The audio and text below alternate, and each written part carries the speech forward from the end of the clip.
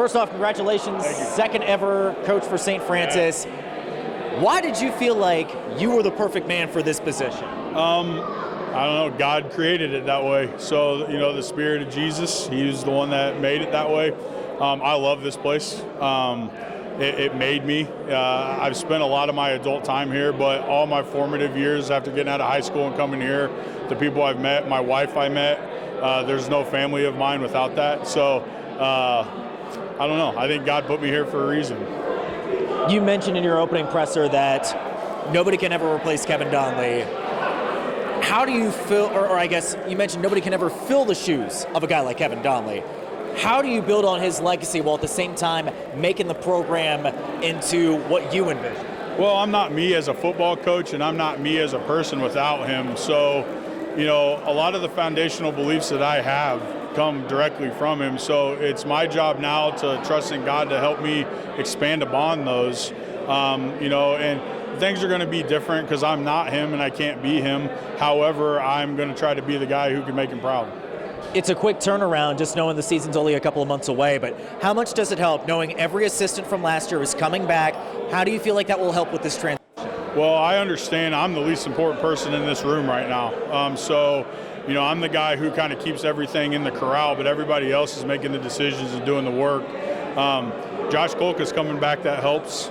Nate Jensen's coming back, that helps. The entire staff's coming back, and it's the best, hardest working staff I've ever been around. So there's not a lot of fear in our building just because, losing Coach Donnelly is from our staff is huge. It's not easy, but when it comes down to it, Josh Kolka is still going to throw that spiral, and he's going to throw it to Crosley, and we're going to hand it off to Drew Wheat and our O-line, coached by Coach Dreyer. They're going to take care of everything, and all I got to do is be there, pray to God, and let God do it. Just knowing you were in charge of the offense the last 3 seasons here, how do you make that transition now, knowing you're going to be in charge of the entire team? You got to make sure that everybody is accountable and making sure that everybody's voice is heard in this program. Well, that's important that everybody has a voice, with the understanding that I have to make the choice. I have to make the final decision.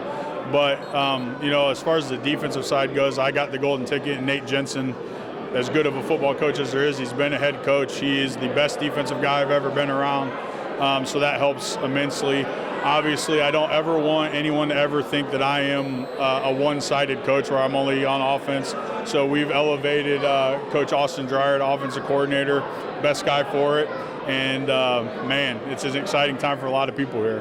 What sort of identity do you want to create with this edition of St. Francis football? Well, first and foremost, we're going to honor Jesus Christ. And that's going to be something you're always going to hear me say. That's the first thing that we're going to strive to do every day.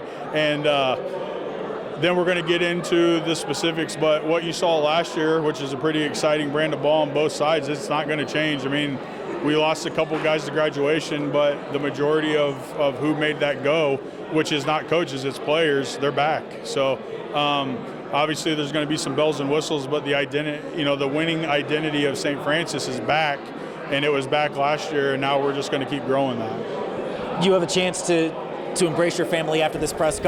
You said you want to dedicate an entire speech to your mom, who is also here today. How special of a day is it just to celebrate with your loved one? To ever think that, I played here, and my mom was unbelievably supportive through here. She came to every game, away, home, whatever, while I played, and I was lucky to win a lot of football games. And when we first got the call to come back in 2022, she was living with us down in Florida, of all places, and Coach D called for me to come home. And, what a journey it's been. And, this has always been my dream job, with the understanding that it was not attainable. And it's crazy that 9 months after I gave my life to Christ, I'm standing here, So I had the ability to do that, and, what a time. There's got to be teams on your schedule that see Coach Donnelly retired. We don't have to worry about St. Francis this year. What do you want to tell them? You better worry about St. Francis. We have some. It's not about me. It's not about whoever's leading this program. Like I said, I'm the least important piece, so don't worry about me.